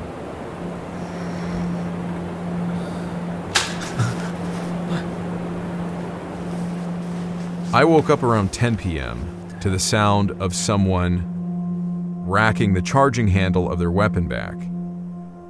It's dead quiet up there. And we're supposed to be in a tactical environment, so making unnecessary noises like that is going to piss somebody off. So I look around, and me and my other engineers' M4s were on the ground next to us, and only the water dog's rifle was around the backside of the tree, where only he could see it. Rambo, you awake? It was dark, Yeah. and so I figure What's up? it's this guy. He must be screwing around with his bayonet again. Is that you? So I asked him if that was him messing with his rifle. No. Wasn't me. He gets up out of his sleeping bag and tells me that it wasn't him. So now I'm thinking that someone, maybe one of the infantry guys that we're training with, has snuck up to our patrol base and is messing with us. So I pull out my K-bar and I crawl out from under the tarps. I'm going to go threaten some poor guy who thinks he's going to scare us, right? But there was nobody else nearby. What the hell? Hey, Oscar. Yes, Sergeant. What the hell are you doing? I heard a noise. Did you hear like a rifle or something? Yeah, is that you guys? No, Sergeant. What's with the knife? I came out because I thought it might be one of the infantry guys or something. Yeah, okay. Let me go ask the fire watch, see if they're screwing around. God. So when I came out, my sergeant, he sees me coming up out of our lean-to, and he walks up to me and asks me what the hell I'm doing, standing there holding a knife and all. And I asked if he'd heard the noise that we did. And he said that he did, thinking it was one of us racking our rifles, which I told him it wasn't. So then he walks over to the nearby infantryman on fire watch, and he asks if he or his guys were screwing around with their rifles. But that guy also knew nothing about it. So our sergeant comes back up and tells us that and says to just go back to sleep. So I went back in my sleeping bag and I forget all about it. Next time I woke up was 6 a.m., reveille. But now, our tarps are all on the ground, like something had pulled them down off the tree. And the small boulders we used to hold them down, they are nowhere to be found. And the stakes, same story, gone. So, as we're trying to figure out what had happened with our tarps, our sergeant comes back up and tells us what he saw earlier that night. He said he didn't mention it because he thought he was seeing things at the time. But after he told us to go back to sleep, and I had crawled back into my sleeping bag, my sergeant said something caught his eye up at the top of the rock face behind us. And so he looks up and he sees this bald, naked, human-looking figure with shining eyes looking over from on top of the rock face. And as soon as he spotted it, he said he saw it duck away immediately. My first thought was a video I'd seen of a guy who was filming his house because he thinks there's a skinwalker rake around his house. And when he sees it on top of his roof as he's filming it, as soon as he saw it, this thing also ducks behind the house and disappears. So, again, my sergeant thought he was just seeing things. So, he said he just went back to bed as well. But now, with the tarps being messed with, I guess he thought he should tell us about it. We don't know what it was. Maybe somebody was messing with us. But I think we would have heard them moving around if it was a person. Whatever it was far more disciplined in silence than any infantryman or marine that I've ever met. I have a few pictures here as proof of our time in Bridgeport, if necessary.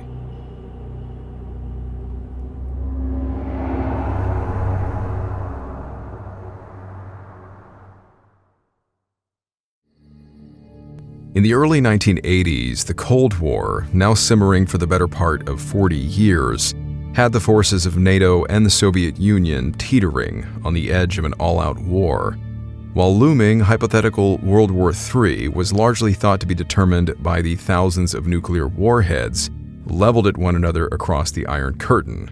The armies of the free world at this time deployed millions of troops to Western Europe. Working alongside regional and international allies, these troops prepared and trained for this coming war, intending to be the rock that would break the coming red tide. For a young British soldier named Francis, all of this only meant countless hours of overnight drills in preparation for a mighty struggle that would ultimately never come. On one such night in 1981, Francis, then stationed in West Germany, tells us that he found himself in an open field some 60 miles south of the city of Detmold. With the help of another soldier, these two men were tasked with establishing an HLZ, a helicopter landing zone, in order for their unit's squadron to practice some routine night touch-and-goes, landings and takeoffs. That afternoon, they arrived at this field, which was commonly used for military exercises, and went about the procedures as they had done dozens of times before without incident. As it got dark and the crickets came out, the stillness of the night was only occasionally interrupted by the comings and goings of the helicopters. With little else to do but to stand by the field and observe these helicopter exercises until they were concluded, Francis and his friend did what all true Brits do when they had a bit of downtime. They made tea and casual conversation, something to keep them warm against the chilly night air. As yet one more helicopter touched down and lifted back off into the sky, the sound of its rotor blades rippling off into the distance, the two Tommies were once again left alone on the desolate landing zone, or so they thought. Around 1:30 a.m., as the two men eagerly awaited for the arrival of the final helicopter so they could pack up and leave, one of the men spotted something on the far side of the landing zone. Francis recounts what he saw. I looked to where he was pointing, and standing on the edge of the woods, about 80 meters across the clearing, was a figure. It was a full moon, so it was quite bright and stood out easy to see. It stood on 2 legs, about 7 or 8 feet tall. It had yellow eye shine, and the body kind of shimmered in the moonlight. It made no sound, and it just really put the shits up us. It just stood there, watching us. We then heard the last cab getting closer to us, coming in for a landing, and at that point, this thing then dropped onto all fours and backed back into the woods. As soon as that cab left, we packed up and were out of there. We had a track to drive down to get back to the main road, and we must have done that at 60 miles an hour to get out of there. We never said anything to anyone, as it's not the thing to do. Brave soldier fighting the Russian hordes, but being frightened of the woods is not the image you want to give. But after that night, I avoided doing night landing sites and never felt comfortable in the woods on exercises doing night stags. We both know what we saw and didn't imagine it. I know Germany has a lot of werewolf and cryptid stories, but that night, I got well and truly shit scared and can remember it like it was last night.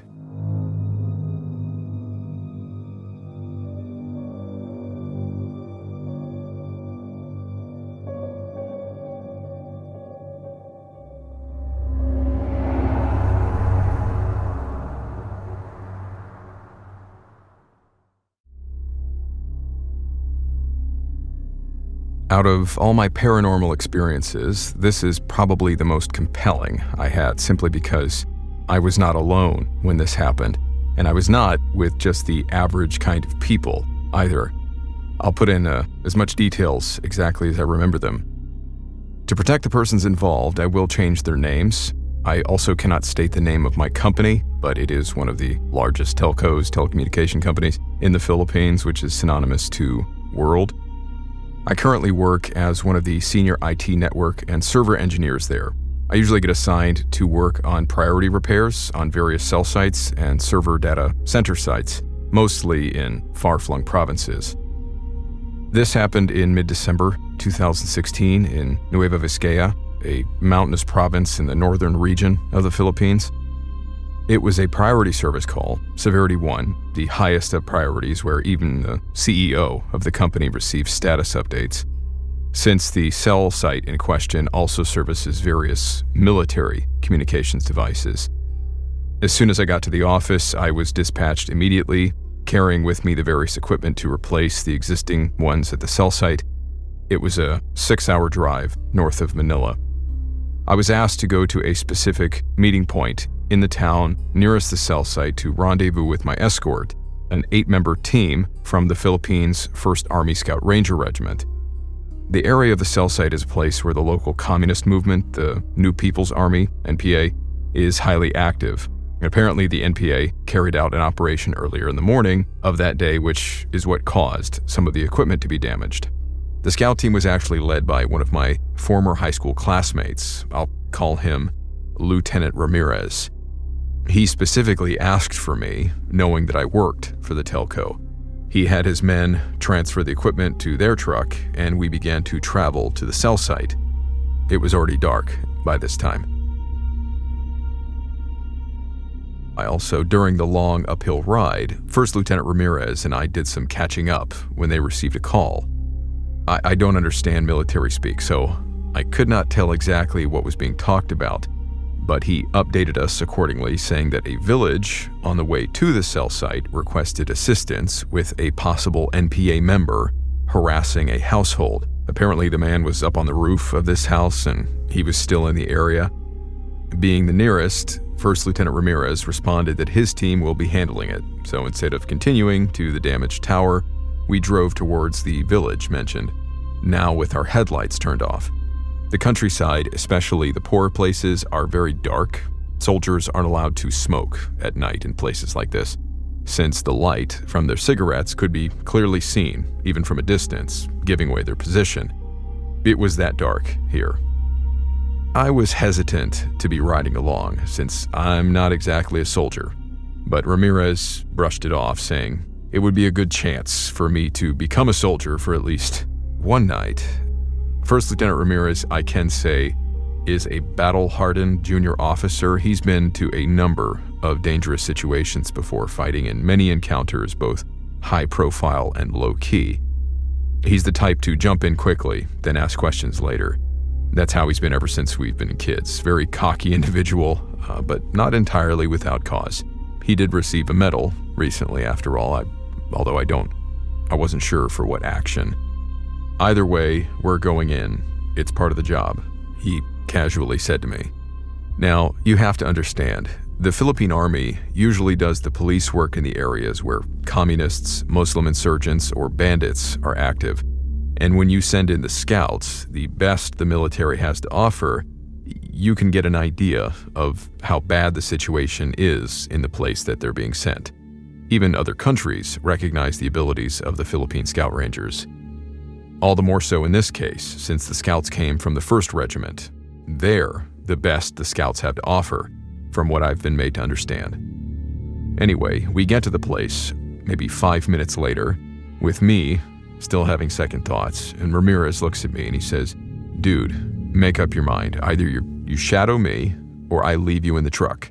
If you stay here, you're free dinner for them commies, though. I can't spare a babysitter for this one." So he made the choice easier for me. I had no plans of being abducted that night, and I was pissing myself already. I'm not cut out for this danger stuff. I just wanted to repair the cell site and go home. I wished he had never taken me, and I was wishing I had never ended up in this situation, and I planned to get his wife to kick his ass once he goes home on vacation for this. "Here," he said, handing me a loaded 9mm pistol and 2 clips. He goes, "I know you're used to this one. Safety's on." I sat there thinking, I am not getting paid enough for this job. And I recalled my company insurance policy doesn't even cover sports-related injuries, let alone firearms-related ones. I didn't have time to waste, so I stuck with my friend instead of waiting in the truck for someone to drag me into the woods and hold me for ransom, which nobody's going to pay for. The plan was for 6 of his men to break off into 3 pairs to surround the house in question. Me, First Lieutenant Ramirez, and his sniper, PFC Santiago, were going to go up to this water tower about 50 to 60 meters out. I guess he had planned to snipe the guy and have his men stand by on the ground in case the sniper missed. As we moved to the water tower, he was telling me, "You're too stiff. You're wearing dark clothes. No one will see you. We'll be in and out, 10 minutes tops. You're a VIP. That's why I came and had my sergeant stay with the platoon at the cell site."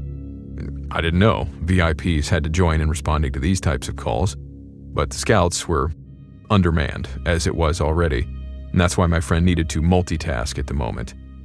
Well, we get up to the water tower. PFC Santiago immediately positions himself, and First Lieutenant Ramirez sat beside him while I positioned myself behind them. And I was thinking, yeah, this wasn't so bad. I'm far from the area and pretty safe as far as I could tell. Until PFC Santiago said, "Sir, you need to see this." First Lieutenant Ramirez brought out some type of binoculars. I guess they call them night vision scopes.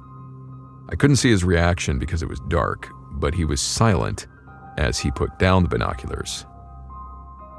He swears under his breath. He then turns to me and asks me to look in the direction, and he pointed and asked me to tell him what I see. Of course, my initial concern is that there were more NPA soldiers and that we were outnumbered. A reaction like this from a seasoned scout didn't exactly paint a nice picture in my mind. But what I saw was definitely something that will probably haunt me for the rest of my life.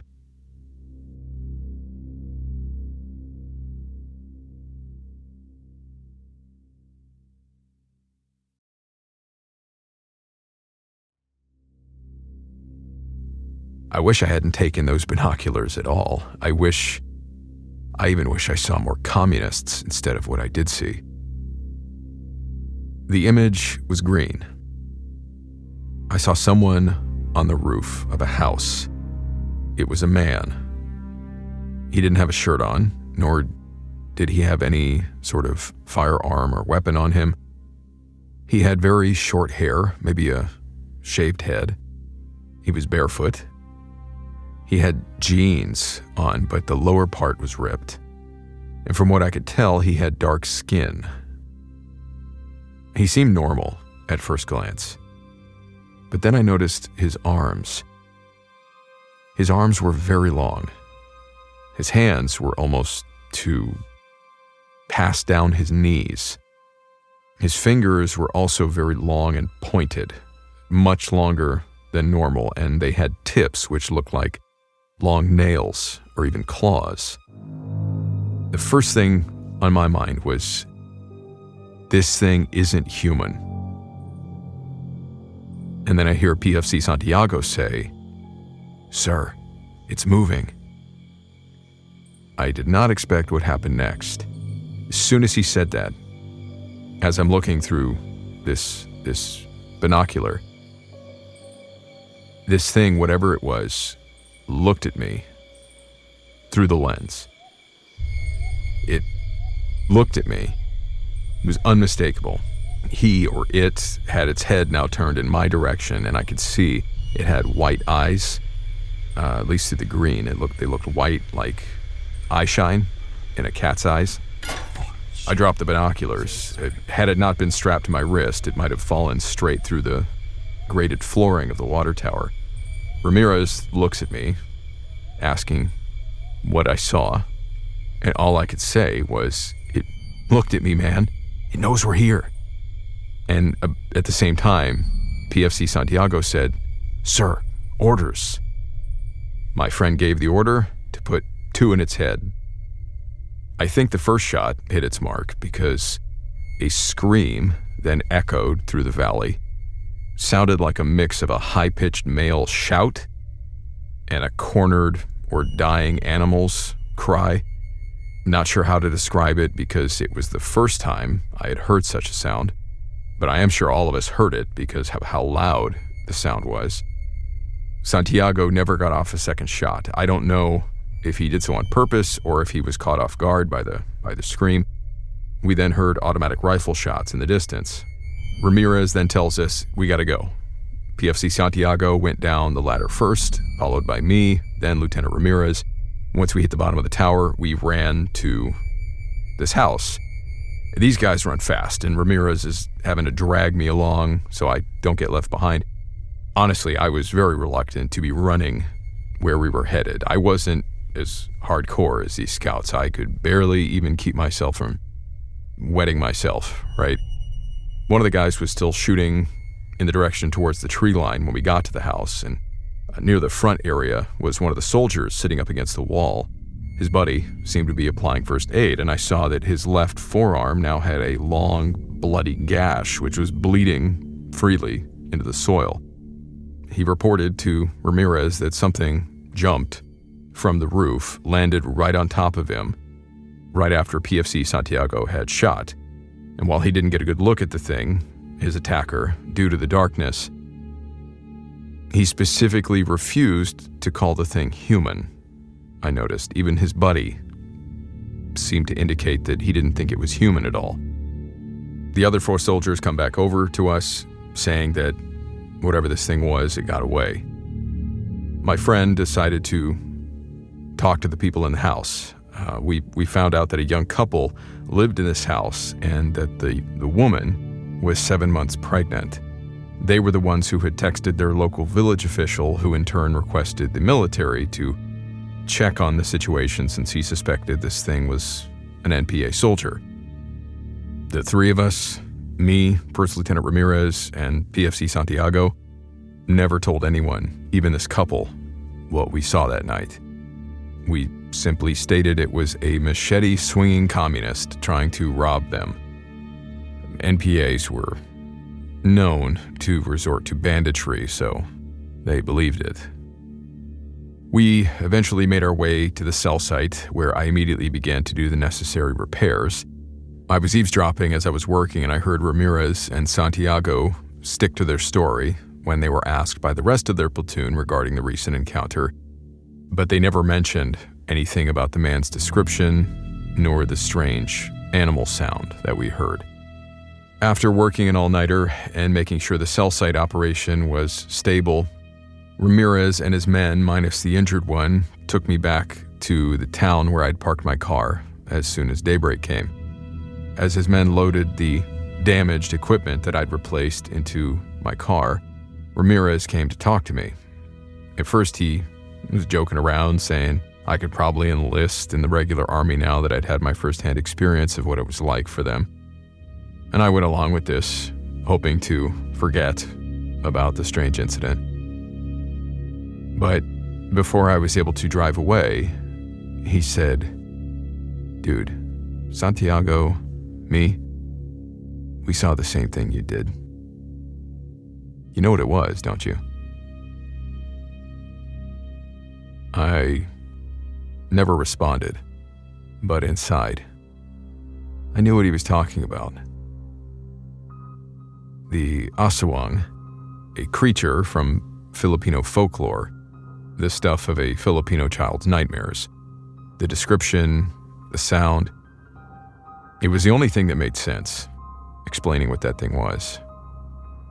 During the Spanish era, 1500s to about 1890, these creatures were said to be once human, who were blessed by the moon priestess of old called Bipedal. So these people could have power to fight the Spanish colonizers who had done them wrong. The Spaniards decided to persecute these priestesses for witchcraft, then spread tales that asawangs attacked locals and foreigners alike.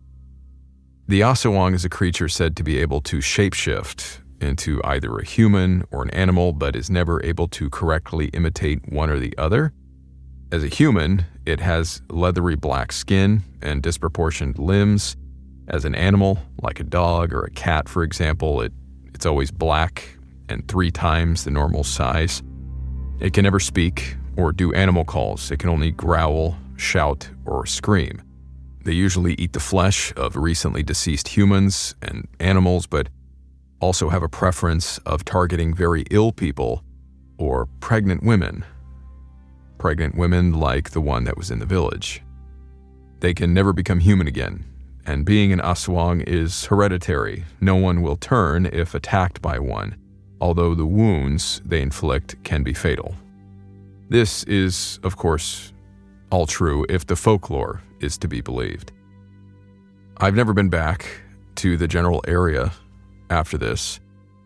First Lieutenant Ramirez and his whole team were recently dispatched to the south to deal with the ISIS terrorists there. And before he left, before writing this, I asked him about that night. It's hard to imagine a soldier of his caliber believing in those kinds of tales. And I find it even harder, as I write this, to believe what I saw was real. But no matter how hard I try to come up with an explanation, I couldn't come up with anything else other than the legend passed down, by our forefathers. One of the last things Ramirez said to me was, "I told you before, you and I both know what that thing was." And then he said, "I go with what I see. And oftentimes, I don't have the luxury of time to doubt whatever's in front of me. I don't know if I'll ever know the truth. I don't even know if I want to."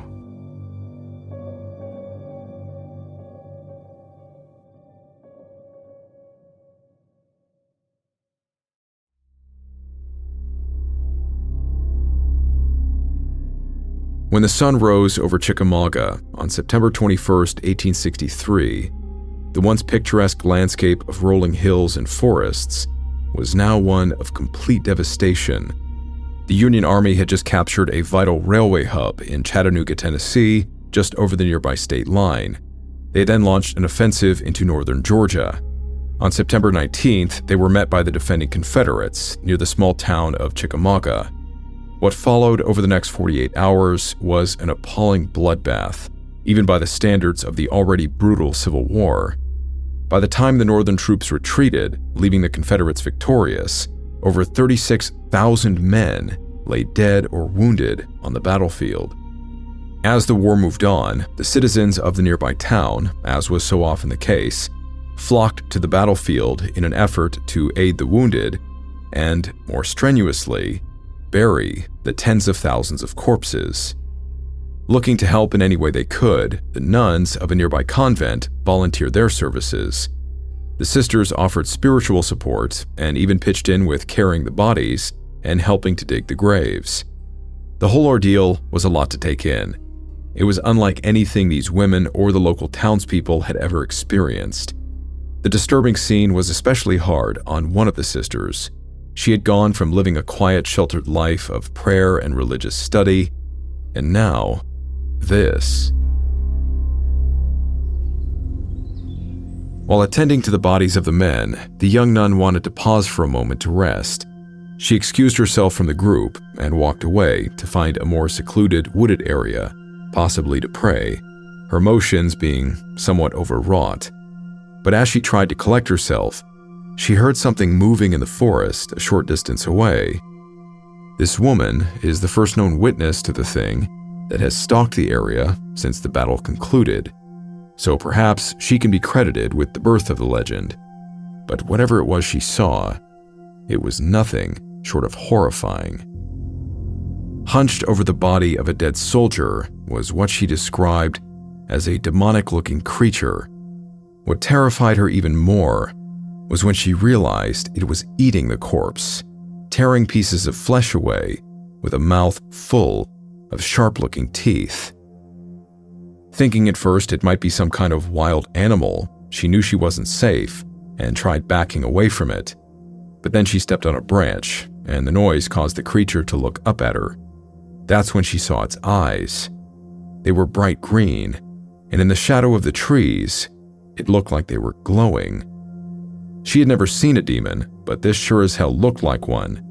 She instinctively grabbed the crucifix she wore around her neck and began calling out to God, commanding the creature to leave. To her astonishment, it actually seemed to work. The creature, still staring at her with its massive green eyes, suddenly screamed and then faded into nothing. It would be the last time she saw the creature, but far from the last time it was seen.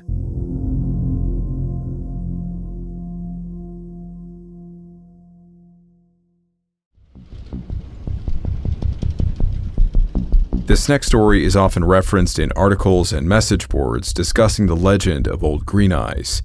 It centers around an anonymous young man, we'll call him Mark. Sometime in the 1970s or 80s, Mark was heading to see his new girlfriend just over the Georgia state line. His night already wasn't going well. Right as he finished work, his car broke down, and it was about to rain. Not wanting to miss his date, he talked his older brother into lending him a beat-up old pickup. Since he was now running late, he decided to take a shortcut down Lafayette Road, which ran right through Chickamauga. Now driving with thick woods on both sides, the heavy rain had finally stopped, but a thick fog had rolled in across the old battlefield. As he drove the old truck through the fog, he then saw something weird coming towards him in the other lane. At first, he thought it was just another car's headlights, but then he noticed they were green. Mark thought it was odd. He had never seen green headlights before. He figured maybe they were some kind of special bulb. As Mark got closer, he saw the green lights were very bright. Then they started moving back and forth on the road ahead. Still thinking they were headlights, Mark tapped his horn, wanting to tell this crazy nut to watch out. But that just made things worse. At the sound of his horn, the lights seemed to swerve right into his lane, lining up his truck for a head-on collision. Mark started to think this driver must be drunk, so he leaned even harder onto his horn.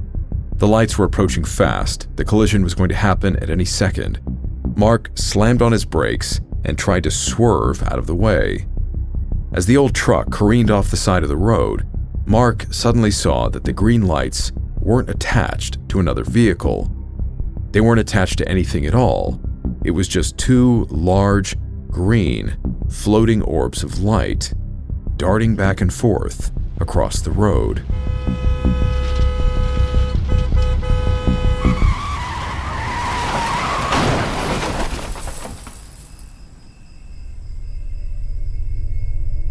When Mark came to after the crash, the first thing he saw was that his brother's truck was completely wrecked. The front end was now firmly wrapped around a large tree stump. Luckily, from what he could feel, the only injury Mark seemed to have was a bump on his head, but that might just have been his adrenaline. Unfortunately, the headlights were now smashed, and he couldn't see. Everything around him on Lafayette Road was pitch black, except for a faint green glow. Turning his head, the next thing Mark saw were the orbs, like two glowing green eyes hovering in the fog over the road. Mark began to feel an inexplicable sense of terror as he watched them. Then, they suddenly faded away. Now even darker than it was, Mark felt another jolt of fear. Something was moving around just outside the truck. Turning to look toward the trees, Mark spotted a figure moving through the fog, only dimly lit by the moon overhead, enough for him to make out an outline. It looked like a man with long dark hair hanging all the way down to his waist. As he was staring at it, he then heard it. The figure started moaning. As it paced around the truck, clearly watching him, it was making these low, ominous, somber noises. Mark had no idea what was happening, but it was sending chills down his spine. And then, as quickly as the green orbs had vanished, the figure seemed to disappear into the surrounding darkness. It was quiet. Mark waited a while to see if anything else would happen, before then trying to open the door to get out. In an instant, the creature had pounced on the hood of Mark's truck. Now sitting just feet from him behind the cracked windshield, Mark could see it. It wasn't human. The creature had long, dirty hair, a wide mouth full of razor-sharp fangs, and two glowing green eyes. Mark said at that point he wanted to scream, but for some reason he couldn't. If Mark's story couldn't get any more strange, it does now. According to Mark, staring at the creature's eyes somehow lulled him into a hypnotic trance. Everything around them, the road, the trees, seemed to melt away. When the vision came into focus, Mark was shocked to see bodies lying around him. The ground was covered with the bodies of men in dark navy and gray uniforms. In the distance, he heard the sounds of explosions, cracking sounds. The ground was scorched. The air had an odor to it Mark couldn't describe. He could hear men screaming in pain, moaning.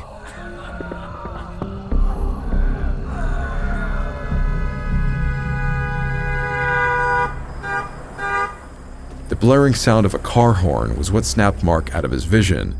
A park ranger patrol vehicle was now approaching Mark's wrecked truck. The last thing Mark remembered seeing was the creature leaping off of the hood and vanishing into the fog. Two rangers jumped out of their truck and approached him. As they helped him out of the truck, Mark, visibly shaken, could only ask the rangers if they had seen the green-eyed creature that was just there. The rangers exchanged glances. Clearly, they thought this poor kid was probably suffering from a concussion. The rangers tried to assure him nothing was there, but Mark was adamant, so much to the point that they decided to at least search the area just to humor him. They found nothing. But these two men wouldn't be the last of the park rangers tangled up in the story of Old Green Eyes.